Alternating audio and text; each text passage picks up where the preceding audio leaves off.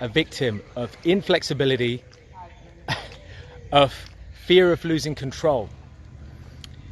This is a very, very slippery slope if we get into the habit of being inflexible and too rigid. And it is killing us slowly without us realizing. Think of that movie, Yes Man. Do you remember that movie with Tom Hanks, Yes Man? And he was a perfect example of somebody who was always fixed on doing things his way, the way he wanted it. It had to be his way. Everything had to be his way. But he had this kind of 360 flip, 180 flip, and he decided to just say yes to everything. It was like an epitome for him. And he started saying yes to everything. Yes to this, and his life changed. I want to tell you that I am that Tom Hanks. In real life, I used to be so controlling about my environment, about where I ate, who I worked with, where I worked, where I worked out, where I went, what clothes. Everything was such a thing that I had to feel like I was in control.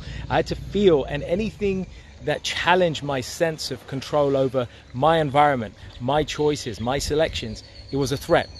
And it felt very difficult for me to be flexible, and it was a challenge. You know what? I started after a while feeling like my friends were getting irritated, my family were getting annoyed, and I started to harm the relationships with those who I held dear. I started to feel fearful that I'm going to lose that sense of control. But then the fear of the impact that it was having on my friends, on the quality of my life, on the quality of my relationships and my experience, that started to outweigh the fear of losing control.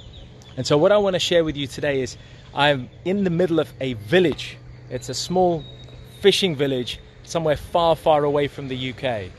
And this small fishing village has got very few amenities. I've learned to flex so I can live in a place like this. The sanitary facilities, the living facilities, everything is a little basic because they don't have hotels here. They don't have all of that.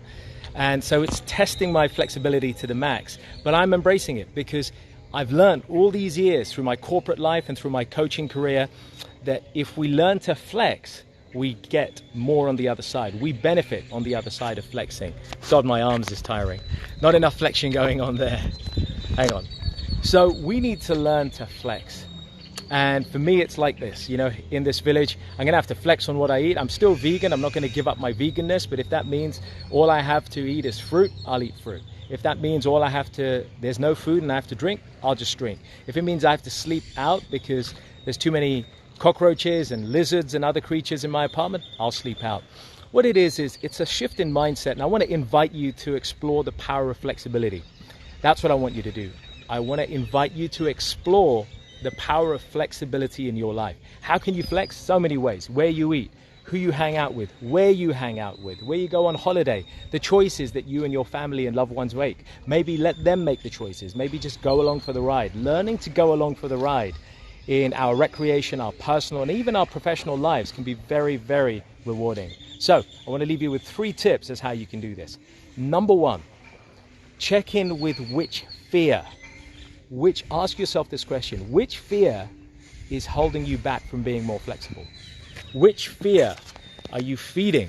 Which wolf are you feeding, right? In this analogy. So which fear is holding you back from being more flexible? Is it a fear of just purely loss of control? Is it a fear, or is it a deep wound that you have that in your past you lost control, or you were too flexible and people took advantage of you, or people just took the mickey, right?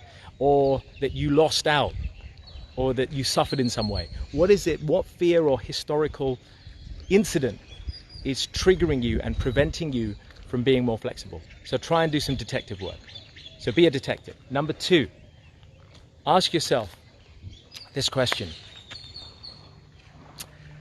what times in your past life have you actually been flexible, maybe without realizing it, and it was actually quite rewarding? So go back, again, be a detective, go back and look into your life's archives and find out those times, identify those little incidents, even small things where it was just a choice of dinner and you were flexible and you really enjoyed it. Or it was something that, you know, it was a place where you were going to go out with your family. You didn't know where you were going, but you actually enjoyed it. So look for evidence to indicate and support the fact that actually letting go and being more flexible has been advantageous somewhere in your life in the past.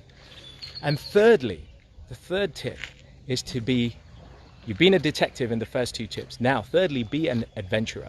That is to say, resolve today that going forward, you will start to deliberately flex in small things in the beginning, just 1 in every 3 times. Make a decision to say at least once a week or twice a week, I'm going to be more flexible in these areas. They could be small areas, choice of what you eat, choice of where you go for a recreation. It could be bigger, it could be a choice of where you go on holiday, but think of what it is. Where can you be more flexible? Where can you start to be more flexible in the weekdays? Sorry guys, my shoulders are aching because I've been doing press-ups. There you go, there's flexibility, right? There's no gym in this small village.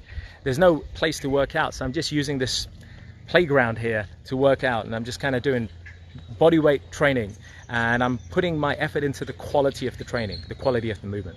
Anyway, there you go. So I'm choosing to be flex. How can you be flex? Think about what you can do in your life once or twice a week. Resolve to be flexible and give up control, and even small things for now. Start with small things and let it grow from there. I hope that serves you. If you think this can help somebody, please share this little video or episode. And of course, do check out all the other wisdom, the real life practical life lessons, mistakes, screw ups, everything that I've learned in my life and my guests have learned on the official Urban Spirituality podcast on iTunes, Spotify, etc., and on YouTube, Urban Spirituality. That's it from me.